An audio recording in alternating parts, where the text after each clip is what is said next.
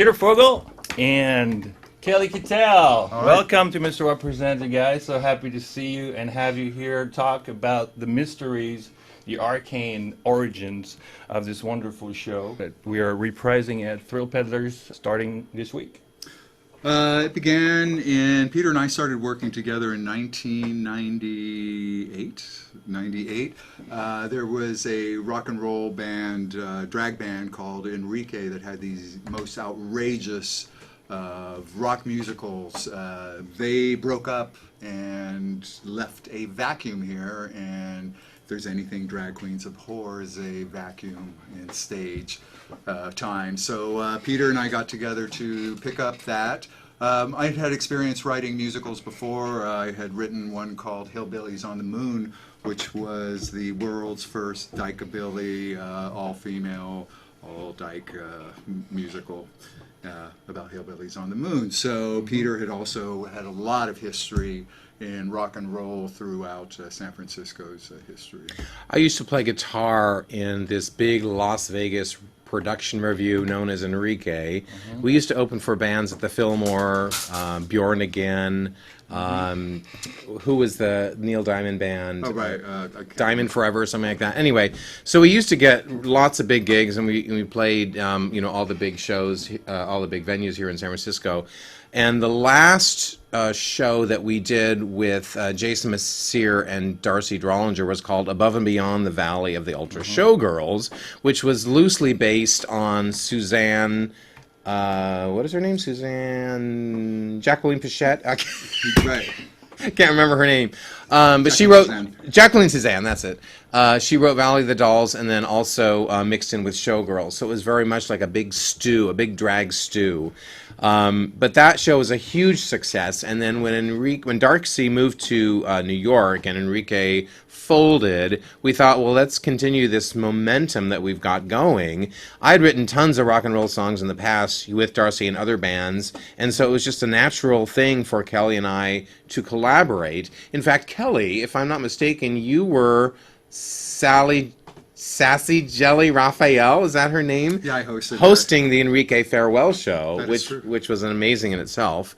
But that was sort of the genesis of the Tuck and Roll Players, which is where we wrote our first show called Cyberotica, which was just quickly based on the whole Y2K experience and Doomsday happening at midnight on New Year's Eve.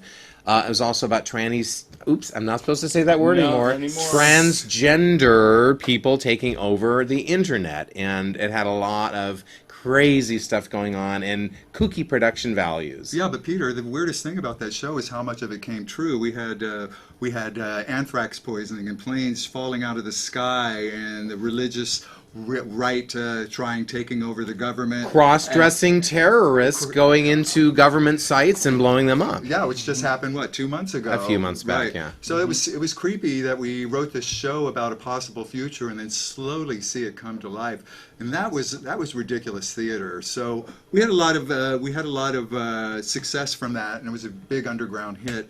And so Peter and I decided that we wanted to write the next show, Club Inferno. I approached Peter with several ideas of shows that I wanted to do, but this is the one show that was closest to my heart. I had read Inferno when I was young because I looked at a lot of different religions. I studied a lot of different religions, and although the heavens were all different, if they had a heaven, the hells were all the same, and they all involved fire and torture and monsters. Yeah. And so the definitive book was Dante's Club Inferno, and the Divine Comedy. the Divine. the Inferno is actually the first of the series, right? The trilogy. And the Inferno, lucky for us, was broken down already into segments or acts. So this level happens, this level happens.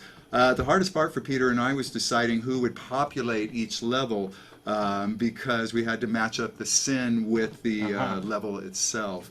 And I say it was hard, but it was also fun to go through who died and how they died and for the reasons that they died.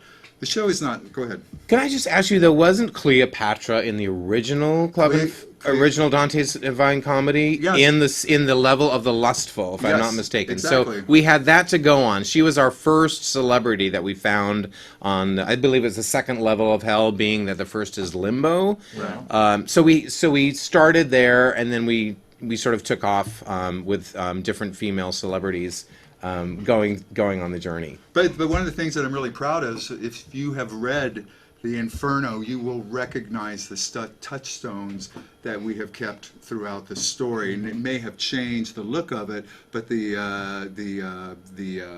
character is still there. Instead of having an avenging angel come to the city of Dis, we have Durga come and destroy the harpies there. Things like that make the show fun to watch, especially if you've read the Inferno. But if you haven't read the Inferno, it's still the story about a midlife crisis, which is general to all, happens. So midlife crisis, and is the intention to entertain, to educate, a little bit of both? You mentioned how the Sick and Twisted players influence your style or your desire to make theater by picking up a serious sort of classic like this one, turning it into drag, I guess creating some brand new, a different way to educate, or what is the intent? Well, the Sick and Twisted Player was what I call a refrigerator box theater company, and that their backgrounds were literally refrigerator boxes. And they had the lowest production values, but they had these faithful audiences, this huge cult following for these rinky-dink shows. And what I realized is that audiences want to be entertained. Audiences want to stretch their imagination. It's nice to have a chandelier fall through the ceiling. But it doesn't have to be a literal chandelier. The audience's imagination will take them there. We did a live production of the Poseidon Adventure, including with the ship turning over. Oh, you guys were involved with that? Yeah, one? we were. I have seen it online. Yeah, and it was incredible because the audience was well aware of it. But it was kind of funny because they were aware of it. They knew when the ship was going to get washed with, when some water was coming, and you could hear them moaning in fear because they would get doused with buckets of water. And it was just that kind of awareness that audiences really want to have fun. And one of the things that we learned with Enrique was that same thing, is that you do not need high production values. What you need is a good story and action and great characters and great actors and people to play those.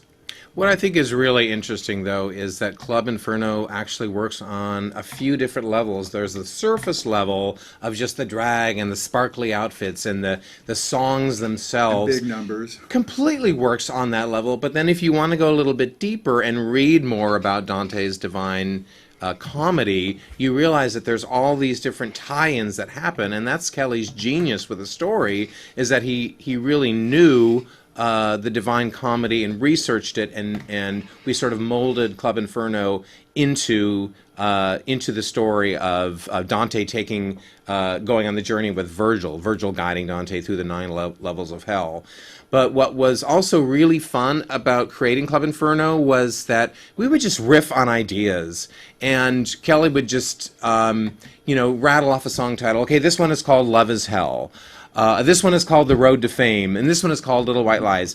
And I would go, okay, I got it. I'm going to take it from there. And then he would give me maybe some samples, maybe some ideas of, okay, this one's more of a gospel number. This one is a touching, a heartbreaking ballad. This one is a super, a heavy metal rocker. And so we would just kind of navigate those lanes and figure out what would work and what didn't work. So it really sort of just came off of riffing ideas, all of the songwriting at least. We just sort of took it and ran with it. But Peter, there's also 1/3 level that we kept that was paramount, and it is what a slippery road to hell fame can be, and whether you really want to walk that path. Right. Because that's a surprising message coming from show writers. I mean, there's of course the irony of it, but I was wondering about why you would want to give that message to aspiring actors and thespians, and is there like some personal history in there, or is it something? Do you think that the rise to fame is inherently wicked? I think it's a hard. She's a bitch goddess, and she's very fickle, and she gives and she takes, and we have seen people who have become absolutely twisted in their quest for fame. And once they taste it, it's like a drug, and they will debase themselves to get there again, or descend into drugs or some type of other behavior. But as the great philosopher Sharon Osbourne pointed out, that these days people do not know the difference between being famous and being infamous, and I would really have to agree with that. on top of that, Andy Warhol talked about 15 minutes of fame, but Right. now you can literally have that. You can have, well, with Vine, you can have your 5 seconds of fame, and it's the game has changed. But I will tell you something, Wah, I never want to be famous, and I certainly don't want to be internet famous. I What makes you think that as opposed to TV famous? Or? well, yeah, there.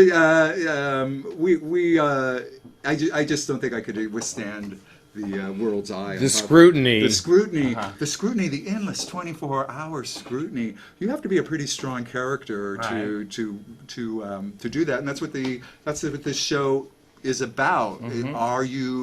Are you ready for the hell to walk that road? Exactly. Right. You have to be able to withstand a lot if you really want to be famous and get to that certain level.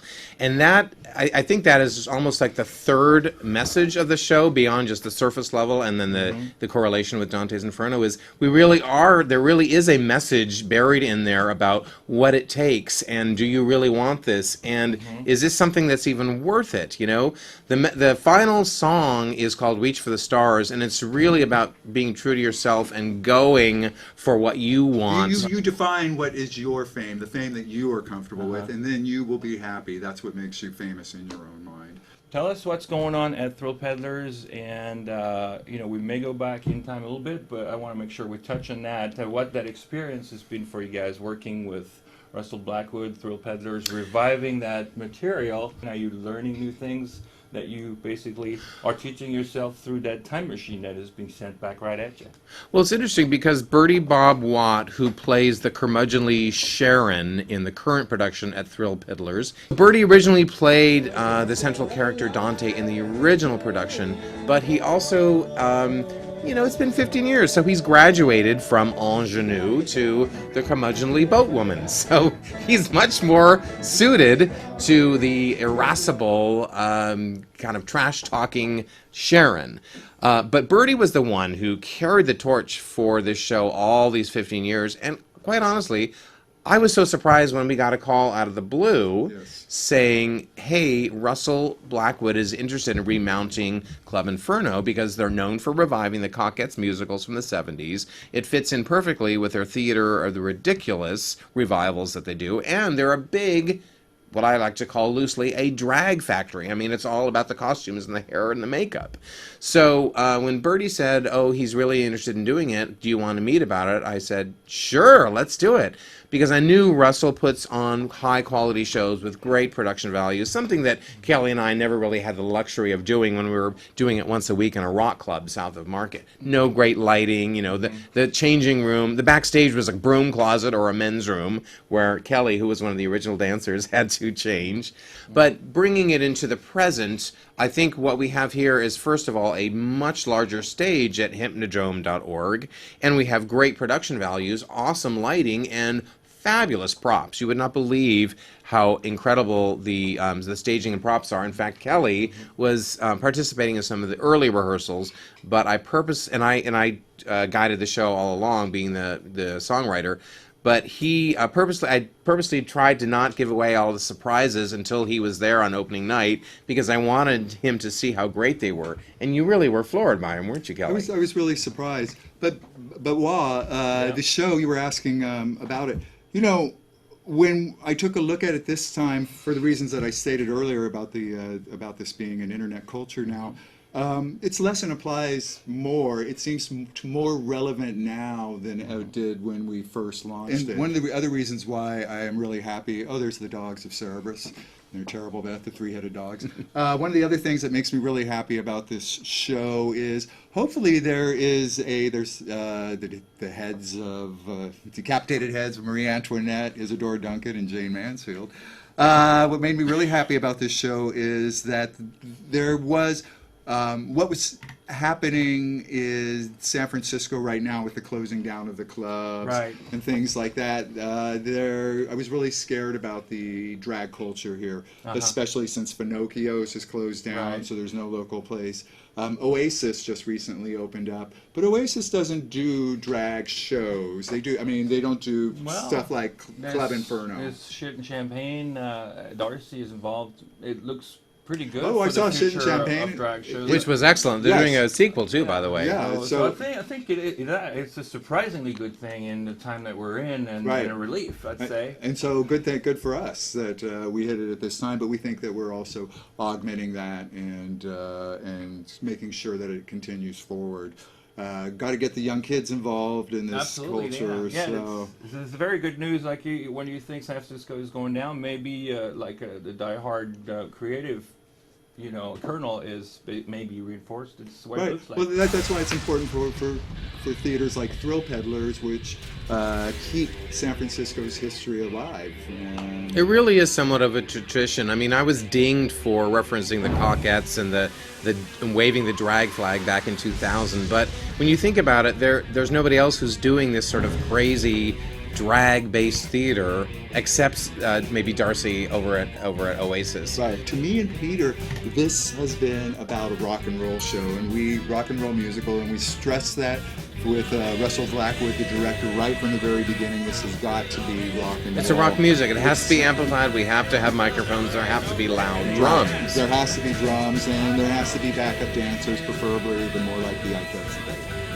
But you can go to hypnodrome.org, as Peter said, to get tickets, and we run until the end of August. So we only have 29 performances. I think August 8th, actually. August 8th. Only runs through August 8th. So we have 28 performances left, and the tickets seem to be moving fairly quickly. Right, people better get moving. Wonderful music. Are you guys heading down to the show now? Yes, I am.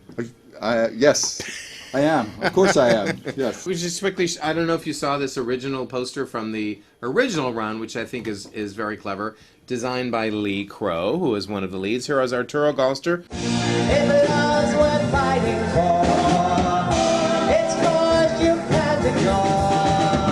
But you must never give a damn. You'll find that memory and be a treasure if you will never give a damn.